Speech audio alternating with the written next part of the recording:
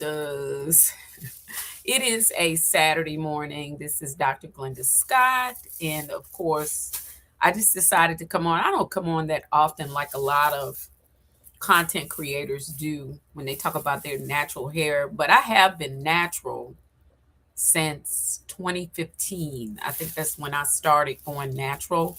So it's been, and that was in the latter part of 2015, going into 2016. So it's been about 10 years since I've been natural. Um, and I've experienced a lot of ups and downs, but I have also experienced some great things um, on this journey. Because when I started my natural journey, my slogan at the time was, "It's all about the journey." And that is so true. With natural hair, it's all about the journey. Let me get rid of this right here. With natural hair, it's all about the journey. So this is back to basics. Like around the time when I first started, I went back to a lot of DIYs. I had gotten away from it and I really saw a difference in my hair. But then I started um, researching more, and I believe everything that I come across because I am a believer in the Lord Jesus Christ. So I believe that everything I come across to better myself is because of the grace of God and the Holy Spirit, and it's Holy Spirit led. So so I'm a person of faith. And and I think that's the best way to live, but if you're not a person of faith, you still should understand that you didn't get here by yourself, and this is not a mishap in life. Um, so I, down through the years, have discovered so many different natural hair remedies. And in the last, I would say, 6 months, I've kind of, well, more than six, maybe 8 months, not quite a complete year, I've kind of settled into things that I know that really, truthfully work for my hair. One of the things that I love for my hair is henna, and I do a henna treatment on my hair, I would say every 8 weeks or so, maybe 6 to 8 weeks. I love the way henna protects my hair, locks in moisture, and it keeps my hair from breaking. It's really good. Now, a lot of ladies use other things. There's another lady, I think she's a little older than me, but she has beautiful hair, and her name is Sandra, and she does a natural hair. See, because a lot of ladies that are out there doing natural hair, you don't see a lot of older ladies doing what I do with my natural hair. Um, Never give up on your natural hair, because we have, the reason why I say this is because we have other generations that are coming up, and everybody's discovering that natural hair is not bad hair. And it's very manipulative. You can manipulate it into different things, but you don't want to over manipulate your hair so that you damage it and you damage your curl. Because I did stretch my hair a little bit, and you can still see some of the stretch. Um, but I don't. Um, I try not to over process my hairs with heat. Um, and I try to restrict my heat to minimal heat. Um, because I try not to fry my hair. I try. So I am going somewhere today. I have to be there at 2 o'clock. It's like 7, almost 7:30. This is probably gonna take me 7:30, 8:30, 8:30. I should probably be back through with my hair maybe about 9:30, 10 o'clock. Um, because I'm gonna let this probably sit in my hair this henna treatment. And the good thing about the henna treatment is you don't have to, and you go to the beautician and they do all this steam and stuff, and all that stuff is good. You can get that in the shower. You don't have to, or you can buy a steam cap. You don't necessarily have to, I don't. Let's put it like this. I'm not going to say you because a lot of content creators say you. I'm not going to say that. I find it just as effective as when I first started off. Remember, this is DIY back to basics as a landscaper. I don't landscape like I used to. Most I became a GC, a general contractor. So most of the time I give instructions in landscaping, and I have other contractors that are landscapers to do the work. I just instruct, which is a lot of times what a general contractor does. We don't do as much of the work.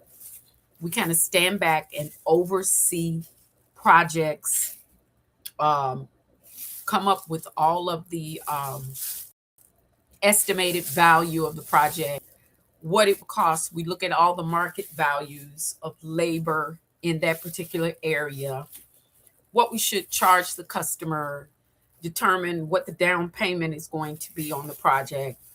We determine who's going to work on the project if we have made it a business. And we kind of just oversee the project from beginning to end. And then we determine who's going to get paid, what they're going to get paid, what we need for them to do, that kind of thing. It's a lot of work because yesterday, I'm telling you, I went out to look at a project.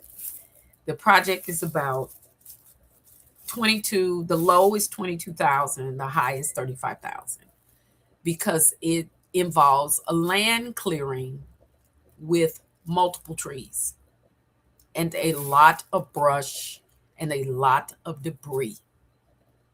And then there was the discussion of a fence, and the fence itself would be about 300 feet on the outer perimeter, which is what was asked for. It was 300 foot. I don't think the guy, he was just really nice guy, but anyway, he asked for a 300 foot, and then I felt he was kind of like, he wanted a double gate on both sides, and he wanted an iron fence, but he hadn't looked into any pricing of what that fence would actually cost. And I was trying to tell him, well, wood fences are cheaper. Iron fences come in sections and they're more expensive. So the material versus the labor, but wood fences are more expensive when it comes to the material is less expensive. The labor's more. Iron fence, the labor is less expensive, but the material costs more because it comes in sections. And you have to put this, you still have to put post in the ground. With the iron fence, you're putting an iron post, so the holes are not as big, so to speak, but they still have to go in the ground. Plus, you want to go all through the woods, and you've got to get rid of these trees in order for us to put this fence in the ground. And then you want to keep certain trees, the bigger trees, and you want us to get rid of the smaller trees, but you don't yet know what smaller trees, because I was out there tagging trees, because you say you're going to cut some of the smaller trees down yourself. Okay. It's a DIY project. So I didn't say much because it's a man thing.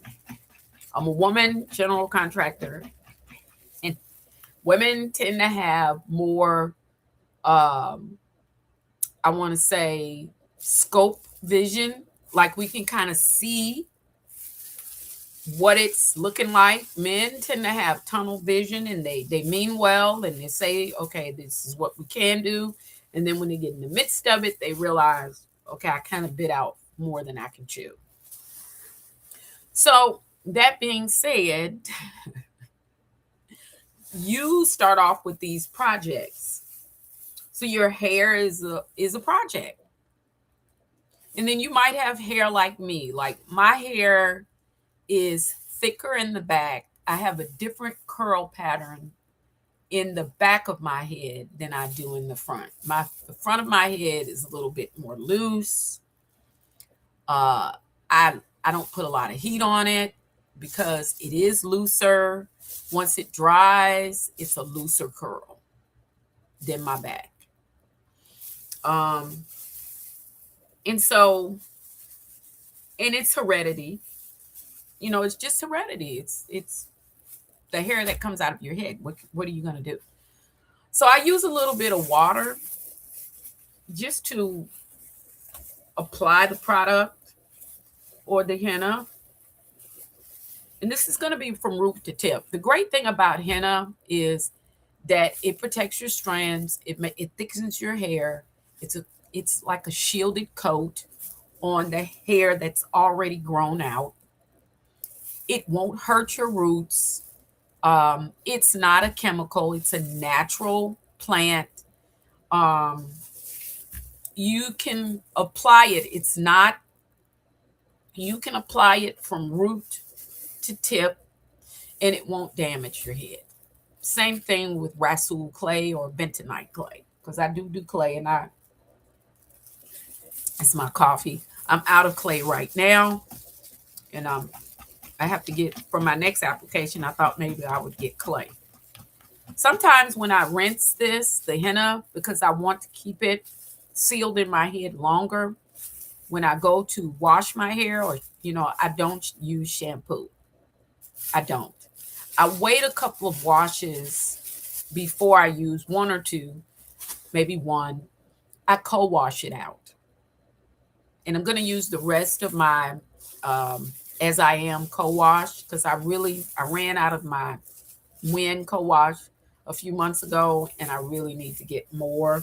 Just waiting on the gallon to go on sale. It goes on sale every year. So I can start by putting this on. I start at the roots. If you want to, you can start at the tip. It doesn't matter. This is going to sit. And I use it liberally, pretty liberally. It comes in boxes. And to cover my whole head, I usually need 3 to 4 boxes. I used to use 2 to 3, I think. But because my hair will fool you, it will sit here and it will drink this stuff like a can of juice, like it's doing now. And I think to myself, well, I don't need but 2 boxes. And I end up needing, by the time I get to the end of where I'm going, I end up needing about 3 to 4 boxes. Especially the back of my head, which right now I'm working on the back. The right side, I usually do the left side first, but this time I'm starting on the right.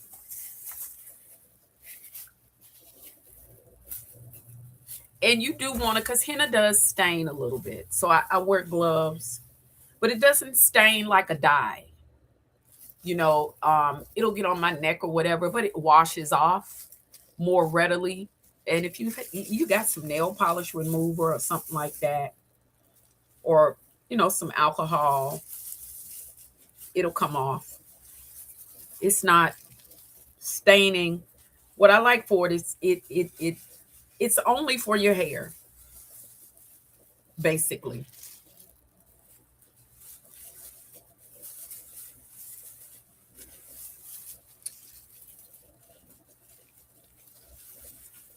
So I'm making sure I'm getting it on the roots.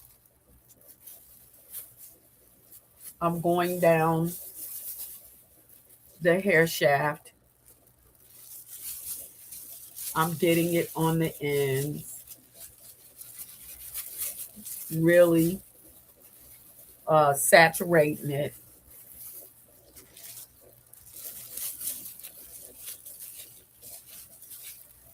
And I've clipped my ends a couple of times this season. I usually um, I usually dust my ends on a regular, and because I'm I don't want those fairy knots, so I'm a regular duster. And if you dust your ends like every other month or so, you don't have to get your hair trimmed, or they call it trimmed. But I've watched so many beauticians online call, look, I'm getting this stuff because I'm talking and getting it on my chin and everything. I watched so many beauticians call trimming, cut, I mean, watch so many beauticians cut hair, calling it trimming. Really should have sprayed that. Calling it trimming. I've watched so many of them do it. And I watch how they cut off 3 to 4 inches, and they say they're doing it because your hair's damaged, it'll grow better, it'll grow faster. Hair grows from the root. Breakage happens when you're not moisturizing your hair. You don't have to trim your hair 3 to 4 inches. I mean, I've watched them really hack off people's hair. And these are most of the time it's beauticians that don't have no hair. It is. It's beauticians don't even have no hair. And they're just cutting off girls' hair, saying, well, you really need a trim bad. And look at it.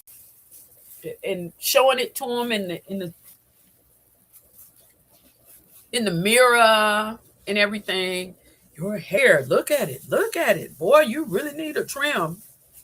And I'm saying to myself, but you can trim a person's hair, but you don't have to cut it all off. And this is one reason why I can't find a good beautician, because I'm not going to sit there and let you convince me that I need to cut all my hair off for a trim.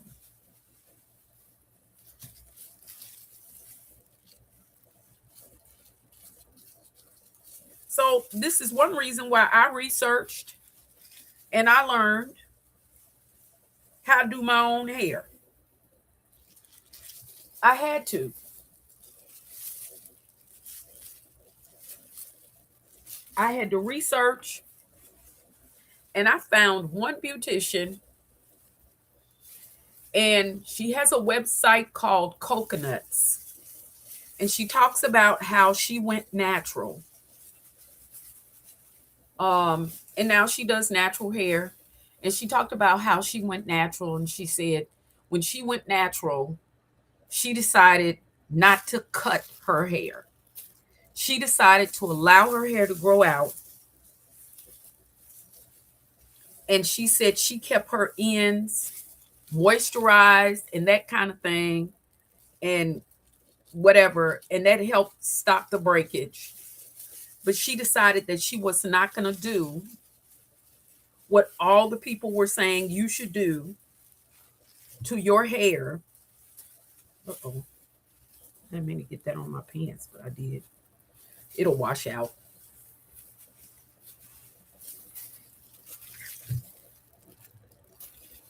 And I use some of her products. I use her, and you guys have known because I've talked about her products. And her products are great.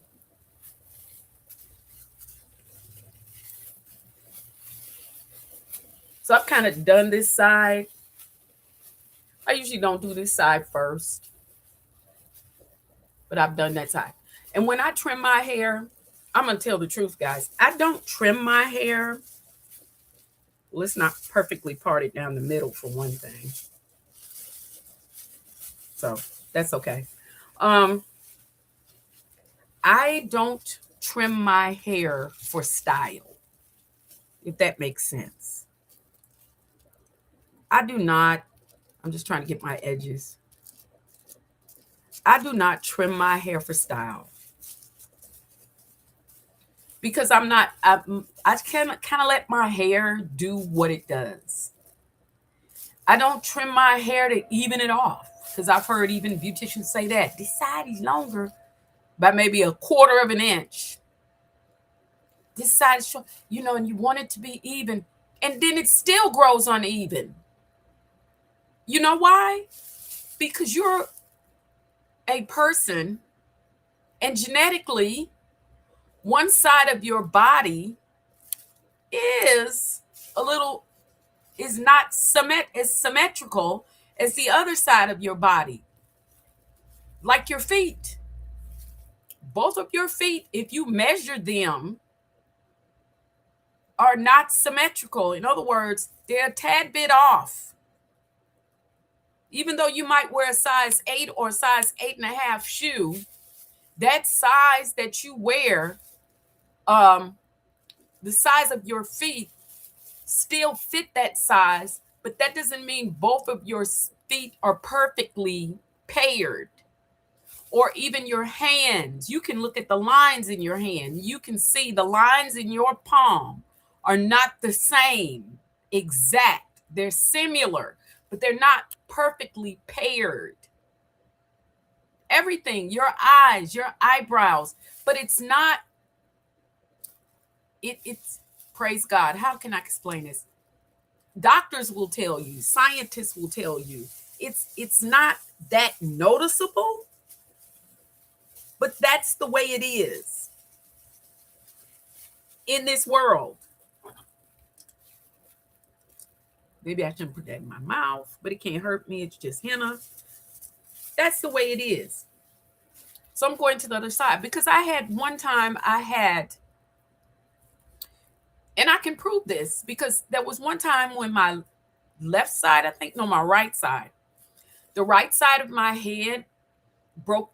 I had a break, and I don't know how it broke. It probably was because it broke because it was not moisturized. I wasn't paying attention, wasn't using the right product, was probably putting too much heat on my hair at the time, but it was years ago. And I noticed, I said, Lord, this is broken off. And what did I do? I just started moisturizing it. I just dusted the ends a little bit, took care of it. And after about a year, I noticed that it had gotten caught up to the other side. And I did not cut it. No, not like that. I didn't cut the left to even it off. I didn't do that. It naturally evened off itself. Now, that was my experience. So I'm saying that to all of the sisters that feel like they have to do that because the beautician said that that's what you got to do. And beauticians, most of them don't go to school for the benefits of doing natural hair. And they go to cosmetology school. Now, they may have changed the schools now because they see so many people are into natural hair. And even Cream of Nature hired Black scientists Like that's going to make a difference. You're a scientist. You're a scientist. But sometimes we think if we hire black people, they know more about black people, and that's not true. That's a story for another time because some of black people don't know nothing about black folks. Um, they don't know nothing about their history, nothing about nothing. But they hired black scientists to develop products that would help curly hair in the natural hair space. So now, so some schools have transitioned to working with natural hair. Because like there was a time in my life when I went to college, I had natural hair. But everybody was getting perms, so I got a perm. Because everybody was getting perms, all my friends. So my college roommate and I, who had been, we had gone to elementary school together, middle school, and all of that at that time. We went and we got perms. And I had a nice length of hair, and she had a nice length of hair. But I remember the beautician telling the both of us, based on the texture of our hair, that her perm would last longer than mine because my hair was a softer texture. That her curls, because her hair was a coarser texture than mine. My hair was less coarse. And so when my beautician, years later, I had another beautician, told me that I really needed to think about coming out of the relaxer because she said that I wouldn't have any hair. She said, you're not going to have any hair when you get to a certain age if you don't come out of that relaxer. So in 2025, I listened to what she said. I saw that my hair was breaking, even though I was going for pretty much regular beautician appointments. I had a beautician. I decided to come out of the natural hair. I decided to research. I never forget because I was with my beautician the day that I made the decision. And I prayed about it. And I asked God at the time, I said, Lord, I need something for my hair. I said, because my hair is breaking. I don't know what to do. And I was much younger then. And my hair was breaking. And my beautician didn't know what to do. She's dependent on these products like most beauticians do.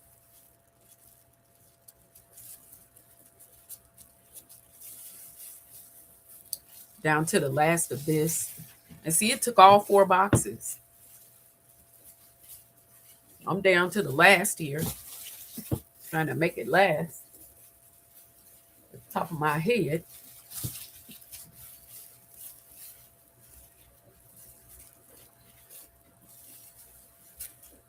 I'm getting this stuff all on my chin and everything. I usually don't. But I usually use a smaller towel than what. I don't know why I got this big old towel. And I still dropped it on my pants and everything. And a darker shirt. But as you can see, I'm going to show you the bowl. I've used every last, like every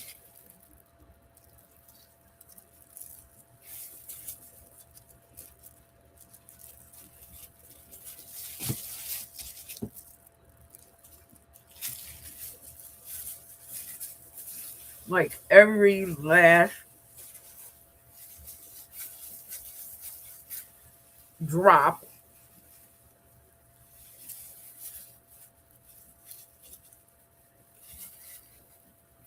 Like I've used every last drop. There's a bowl. And it's a nice size bowl too. So like I said, my hair can really fool you. Once you get in there, it starts because I have, and this stuff is kind of warm because I already mix it with warm water, and then I sprayed warm water. Warm water opens up the cuticle because down the cuticle of your hair, the cuticle is the length of your hair that going all the way out. The follicle is underneath the skin. So down your cuticle, it's your hair, your actual hair magnified under a microscope is actually scaly. So when your strands are cold, or when your hair is when you apply heat, let's put it like that, to your hair, those cuticles, in this, and this is God given here. This is only God can do this. Those cuticles open up. Those scales, they open up.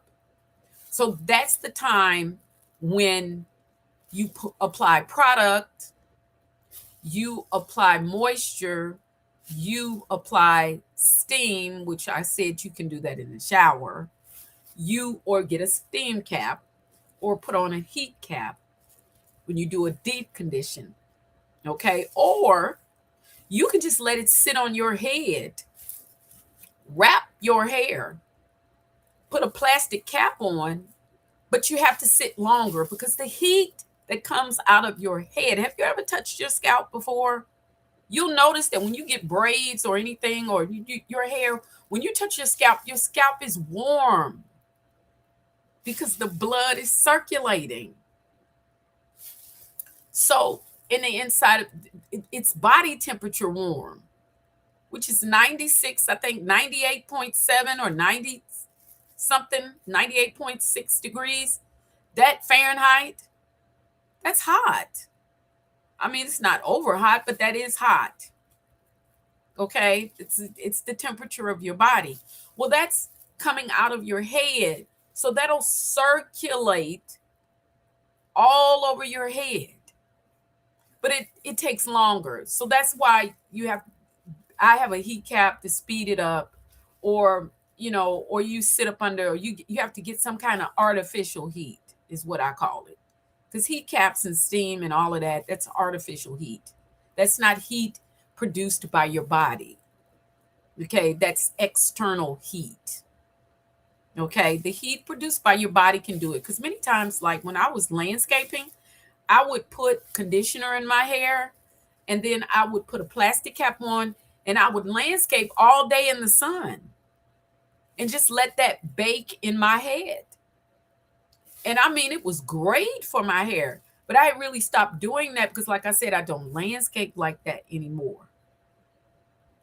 And I really don't have that much of a desire to landscape like that anymore. I really don't.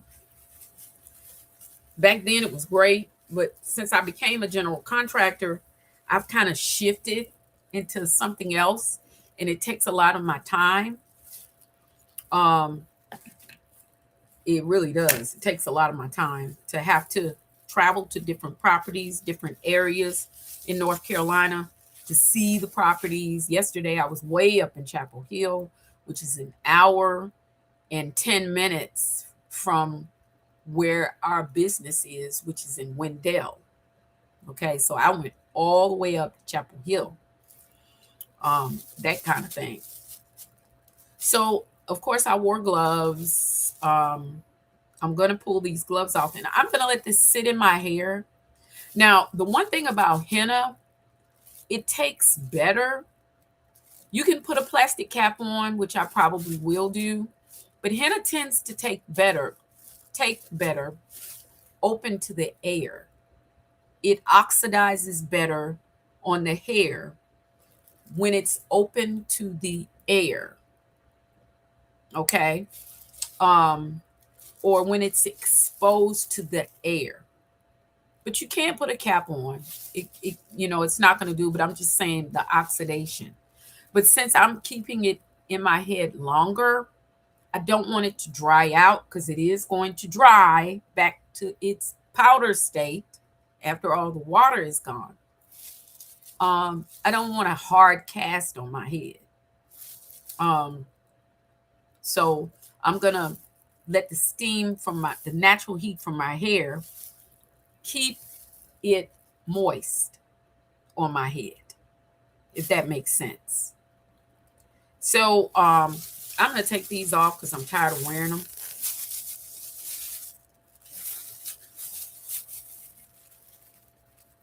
Really tired wearing that.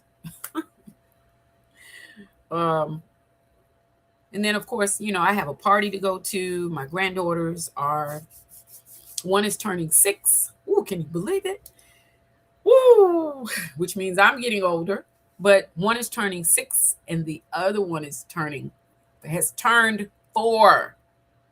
So we have a 6-year-old kindergartner going into the 1st grade and a 4-year-old preschooler going to preschool next year. I'm excited. I'm blessed. I truly am. I never, imagined being a grandmother. And as a person that has helped so many people with their children and their grandchildren, it's good to have your own grandchildren. And my husband used to always say that. He said, well, people took their children away from us for whatever reason. But they can't take these away. My husband used to say they can't take these away. Mm-hmm. So you guys have a great day, and I have to figure out how I'm going to style my hair. I had said that at one time I had styled my hair where I bought it to the front, and my hair is too long in the front because it's way down here. So it's too long in the front to actually do bangs after it dries, because even though it shrinks, it's only going to shrink maybe up to here, so it's over my nose. But you can manipulate. Remember I said natural hair? I can use these tiny perm rods. Mm-hmm. And I can dry my hair in these tiny perm rods across the front. I have to use very small sections, but I can do the perm rod. If I do the perm rod across the front and I dry my hair, or I can use those rods, these are perm rods. I can use these rods just on the tips, and I can roll it to about a little over my eyebrows. And once it dries, it will have a bang effect. I've done my hair like that before because I kind of want to wear it with bangs in the front, or maybe a semi part with a bang. And then I kind of want to wear because natural hair, like I've seen beauticians cut it to that style and all of that, but I've been able to achieve that style without cutting my hair. I've been able to achieve it without cutting my hair. So it all depends on what you want to do. If you want to cut your bang, cut to the bang, cut to the bang. I don't cut my hair for bangs. I create bangs by just rolling my hair up. And that's it. And then I have a bang in the front. And that's it. So it's 7:58. This will probably be on my head until it's about 8 o'clock. I'll probably keep this on till about maybe 8:30, maybe even 9. I can already see it. You can already see that it's drying. It's drying already. Okay, so again, this is Dr. Glenda Scott drinking my coffee up this morning. All about that natural hair. Want you guys to have a great weekend. Enjoy the Lord. and learn, become a lifelong learner. I will be coming on, I don't know about today because I'm busy, maybe tomorrow, to continue the series on, well, I've finished the series on what is money. And I plan to continue that series talking about money and finishing it up. I didn't really finish it, but technically I had a few things. I gave a homework assignment. Um, and that part of that assignment was for you to determine what your skill sets were and how God could use you with those skill sets in the kingdom. Okay. I didn't say how God could use you to make you a better member of your church. That's not what I said. Okay. I said in the kingdom of God. All right. Love you guys. And I want you to have a blessed and mighty powerful day. And remember, it's DIY, back to basics. It's still all about that natural hair, and it's all about your journey.